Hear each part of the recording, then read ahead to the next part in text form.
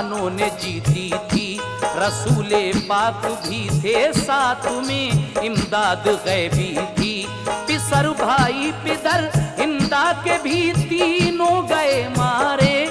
मुसलमानों की नफरत के भरे थे दिल में अंगारे। बिरादर बद्र में उसका अली हैदर ने मारा था। पिसर और बाप का हमजा ने धड़ से सर उतारा था।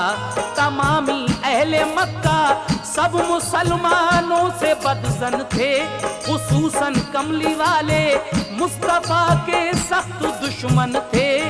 बदी थी उनकी नीयत में वो गोया नाग काले थे। उसूल इंसानियत के सब उन्होंने तोड़ डाले थे।